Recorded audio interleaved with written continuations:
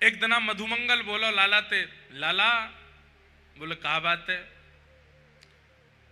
बोले तू ब्राह्मणन के पास जावे, सबरे ब्राह्मण तेरी पूजा करें,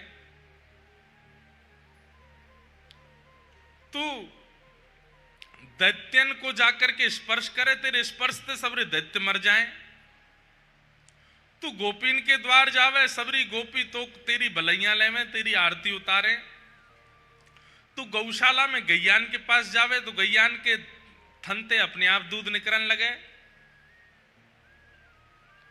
लाला तू जमुना जी में जावे, कालिया भाग जमुना जी, कालिया नाग जमुना जी छोड़ के भाग जाए, तो हम गोप ग्वालन के पास आवे तो हम गोप ग्वालन के नेत्र सजल है जाएं, तू गिरिराज जी जावे तो गिरिराज जी उठ जाएं। ठाकुर जी बोले कहा कहना चाह रहे हो? बोले मधुमंगल बोले लाला मोह तो ऐसा लगे तो में शक्ति ना है, तो में शक्ति होती तो हम नेक धक्का मारे नेक में गिर जाए, तो में शक्ति ना है। तो ठाकुर जी बोले कौन में शक्ति है? बोले तेरी पोशाक में शक्ति है। ये जो तू पीली पीतांबरी पहने, सिर पे मोर मुकुट धारण करे, कमर में कौंधनी पहने, ये पीली पीतांबरी और ये मोर मुकुट, इनमें शक्ति है। ठाकुर जी बोले अच्छा? बोले हाँ। कहा करूं? तो बोले एक दिन इन्हें मोह पहना दे, ये मोर मुकुट और पीतांबरी मोह पहना दे, मैं भी गोपीन के द्वार जाऊंगा, मैं भी गिरिराज जी के पास जाऊंगा, मैं भी दैत्यन के पास जाऊंगा, मैं भी ब्राह्मणन के पास जाऊंगा, देखूंगा अगर जो जो तेरे संग होवे वो मेरे संग भी भयो तो मैं मान जाऊंगा कि भैया, अगर मेरे संग भयो तो मैं मान जाऊंगा तेरे पीतांबरी और मुकुट में बल है, और मेरे संग नहीं भयो तो मान जाऊंगा लाला में बल है। ठाकुर जी बोले ऐसा मत करियो, भूल के भी मेरो मोर मुकुट और पीतांबरी मत पहन लियो। मधुमंगल बोलो हम बे अब तो मुझे पूरा शक है गयो कि निश्चित ही तेरी पीतांबरी और मोर मुकुट में ही बल है, यही मारे दैवत मना कर रो है। ठाकुर जी कहकर के चले गए, बोले कि कभी छुइयो मत इन्हें। मधुमंगल बोलो तू तो मेरो मित्र है, प्रेम तो नहीं देगो तो तुम्हें तो छीन के पहन लूंगा।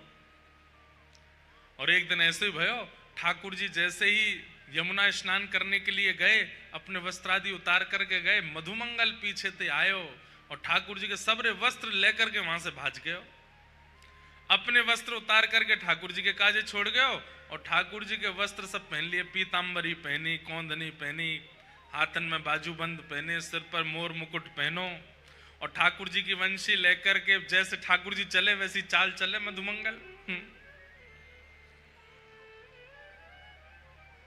ब्राह्मणन के पास गयो, ब्राह्मणन के सामने खड़े है करके जैसे ठाकुर जी त्रिभंग लली बन करके खड़े है जाएं, अपनी वंशी घुमा में ब्राह्मणन के सामने खड़े है के करन लगो, सो ब्राह्मणन ने धूल उठाए के फेंकी, भग यहाँ ते कहां आगो निकर यहाँ ते, सुवेरे सुवेरे यज्ञ प्रारंभ भयो नहीं है, अपनो मुंह दिखावे आएगो।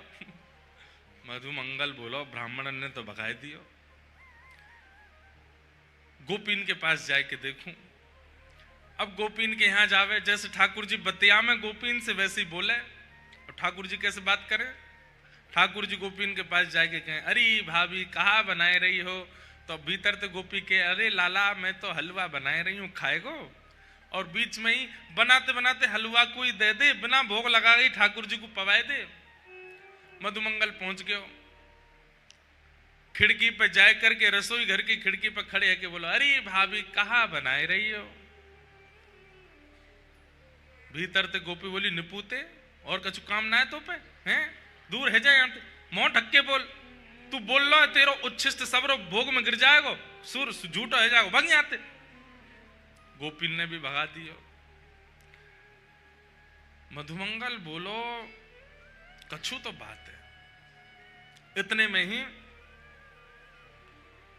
कंस ने एक केसी नाम का राक्षस भेजा मथुरा से, तो केसी राक्षस ने कंस से पूछा कि आपके शत्रु श्री कृष्ण का हुलिया कैसा है, थोड़ा हमें बताओ। बोले ज्यादा तो हमें नहीं पता है, बस इतना पता है पीतांबरी पहनता है, मोर मुकुट पहनता है, पहुंच जा। अब यहां मधुमंगल घूम रहा था मोर मुकुट पहन के। इतने में ही केसी राक्षस आ गया और केसी राक्षस जैसे ही आया महाराज भागा मधुमंगल के पीछे। मधुमंगल तो चौकड़ी मार के भागे, अरे कन्हैया बचाइयो, अरे लाला बचाइयो, अरे लाला देख जे मोकू मारेगो, अरे केसी राक्षस खाए गयो मोकू। ठाकुर जी यमुना जी में स्नान कर रहे हैं। ठाकुर जी ने कही नाय नाय आज तू ही दिखा पूतना वारे हाथ, तो मना करी ना मैंने, मत पहन के जाइयो। लाला तेरे हाथ जोड़ू, आज के बाद कभी मोर मुकुट नहीं पहनूंगा, तू या को देख ले। ठाकुर जी ने तुरंत एक काचनी बांधी और महाराज एक मुष्टिक बना करके केसी जैसे ही पास आयो, ठाकुर जी ने एक मुष्टिक प्रहार कियो और एक मुष्टिक प्रहार में ही केसी मर करके नष्ट है गयो। 8 वर्ष के हैं ठाकुर जी, 8-9 साल की उम्र में तो बड़े बड़े राक्षस मार दें। मधुमंगल बोलो लाला तू ही पहन। मोर मुकुट उतार के ठाकुर जी को दे दियो, पीतांबरी दे दी। ठाकुर जी बोले एक प्रकार से ये संकेत है, छोटे बालकों को आप बालकृष्ण रूप बना देते हैं, अच्छी बात है, वो ठाकुर जी ही हैं। पर कई जगह तो बड़े बूढ़े बने बने घूम रहे हैं, पीतांबरी पहन के मोर मुकुट डाल करके। काऊ दिना अगर केसी पीछे पड़ गए हो ना, तो मधुमंगल की तरह चौकड़ी मार के भागोगे, बच नहीं पाओगे। ठाकुर जी बनवे में सुख नहीं है भैया, ठाकुर जी के दास बनवे में सुख है। ठाकुर जी के दास बनो, ठाकुर जी के सखा बनो, ठाकुर जी के सेवक बनो, ठाकुर जी बनवे में सुख नहीं है। हमारी प्रार्थना है छोटे बालकों को ठाकुर जी का रूप बना दो, अच्छा। वृंदावन प्यारो वृंदावन भजन का जब लॉन्च होना था तो हमसे पूछा गया, तो हमने पहले ही कह दिया मैंने कि छोटे बालक अगर ठाकुर जी के स्वरूप बनेंगे तो अच्छा है। बड़े स्वरूपों को अगर ठाकुर जी के रूप में आप निर्माण करेंगे तो लोगों के चित्त में भेद और दूषित दृष्टि आ जाएगी। अबोध बालक 8-9 वर्ष तक के बालक ठाकुर जी के रूप बन सकते हैं। कल आए थे वो भी छोटे ही बालक थे, वो भी अच्छे लग रहे थे। ज्यादा बड़े लोग जब ठाकुर जी का श्रृंगार कर लेते हैं ना, ठाकुर जी नहीं दिखते उनमें, बहलूपिया दिखता है। इसलिए हमारी प्रार्थना है दास बनो, सेवक बनो, सखा बनो, ठाकुर जी मत बनो। भगवान ने केसी और अरिष्टासुर नाम के दैत्य का वध किया। केसी दैत्य के वध के बाद वृंदावन में एक घाट का निर्माण हुआ जिसका नाम है केसी घाट। यहां कंस ने भगवान को मथुरा बुलाने की योजना से अक्रूर जी को भेजा। अक्रूर जी महाराज वृंदावन आए और श्री वृंदावन से ठाकुर जी को लेकर के मथुरा गए। ठाकुर जी परसों की कह के गए, बरसों तक लौट करके नहीं आए। ब्रजवासी सब रुदन, मैंने ये प्रसंग बहुत बार विस्तार से कहा है, पर अब इस प्रसंग में हम ज्यादा प्रवेश करते हैं तो फिर बहुत विरह होने लगता है। वैसे ही महाप्रभु जगन्नाथ जी बहुत विरह में विराजमान हैं, और विरह देकर के हम उन्हें कष्ट क्यों दें। वास्तव में ठाकुर जी वृंदावन से चले गए, पर चित्त वृंदावन का त्याग नहीं कर पाया। बंधुओं एक बात बताइए हमें, सब लोग इधर देखिएगा, हम आपसे पूछ रहे हैं, हमें बताइएगा, तन से किसी स्थान में रहना आवश्यक होता है या मन से किसी स्थान में रहना आवश्यक होता है? बताइए। मन से। आपका तन चाहे दुनिया के किसी कोने में रह ले, लेकिन वास्तविकता मन जहां रहता है ना, आप चित्तवृत्ति से, बुद्धि से, हृदय से वहीं रहते हो। ठाकुर जी तन से चले गए मथुरा, तन से चले गए द्वारिका, तन से चले गए हस्तिनापुर, पर मन में सदा वृंदावन रहता है, सदा वृंदावन की स्मृति रहती है। मन से वृंदावन नहीं गया, मन से श्री राधा रानी नहीं गई, मन से यशोदा मैया, मन से नंद बाबा नहीं गए, मन से मधुमंगल श्रीदामा नहीं गए, मन से यमुना जी नहीं गई, मन से रज नहीं गई। ठाकुर जी के मन में सदा रहते। कहते हैं जब ठाकुर जी द्वारिका पहुंच गए ना, तो द्वारिका पश्चिम में है और पश्चिम से वृंदावन उत्तर की ओर है। तो ठाकुर जी पूर्व दिशा में जाते हैं, दक्षिण दिशा में जाते हैं, पश्चिम दिशा में चलते हैं, लेकिन कोई काम अगर उत्तर दिशा में होता है द्वारिका में भी, तो ठाकुर जी बलभद्र जी को भेज देते हैं, बोले आप चले जाओ। क्यों? बोले द्वारिका की उत्तर दिशा में जाना है, मैं नहीं जाऊंगा। दाऊ जी कहें लाला क्यों ना जाएगो? बोले उत्तर दिशा में वृंदावन है, यदि मैं उत्तर की ओर एक पग भी भराता हूं ना, मुझे बहुत याद आती है, फिर मैं रोक नहीं पाता, फिर मैं दौड़ ही जाऊंगा, वृंदावन ही चला जाऊंगा। इतना याद ठाकुर जी वृंदावन को करते हैं।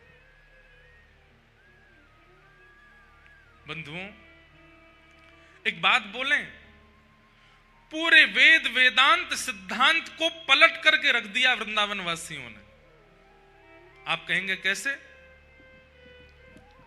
नैनम छिंदंती शस्त्राणी नैनम दहति पावक, गीता में कहते हैं भगवान वो परमात्मा है जो हमारी आत्मा कभी जलती नहीं, हमारी आत्मा कभी भीगती नहीं, उस आत्मा के भी मूल आधार परमात्मा है। उनको कभी मोह नहीं होता, उनको कभी ममता नहीं होती, उनको कोई बांध नहीं सकता। महाप्रभु जगन्नाथ जी तो सूत वाली माला भी नहीं पहनते, इसी भाव से कि मोह कोई ना बांध सके, मैं पूरे विश्व को बांधता हूं। मैं किसी के आसक्त नहीं होता, पूरा विश्व मेरे आसक्त होता है। मैं किसी के लिए नहीं रोता, पूरा विश्व मेरे लिए रोता है। ब्रजवासी बोले आओ जरा वृंदावन बताएं आपको। जैसे ही ठाकुर जी पहुंचे वृंदावन, इतना प्रेम, इतना रस, इतना इतना भाव, इतना इतना सर्वस्व प्रदान किया ब्रजवासियों ने कि जो परमात्मा कभी बंधते नहीं थे वो उखल में बंध गए, जो परमात्मा कभी रोते नहीं थे वो वृंदावन में रो गए, जो परमात्मा कभी किसी में आसक्त नहीं होते थे वो वृंदावन में ऐसे आसक्त हो गए कि छोड़ नहीं पा रहे हैं वृंदावन को। और उस दिन वेद की ऋचाएं, उस दिन हमारे सारे शास्त्रों के भाव सब उल्टे हो गए। क्यों? ताही अहीर की छोहरिया छचिया बरी छाछ पे नाच नचायो। अहीर की छोरियों ने, अहीर की गोपियों ने ठाकुर जी को केवल मुट्ठी भर माखन पर नृत्य करा दिया। आज भी ठाकुर जी वृंदावन को याद करते हैं, आज भी ठाकुर जी वृंदावन के स्मरण में रहते हैं। और महाप्रभु जगन्नाथ तो उसी का ही स्वरूप है।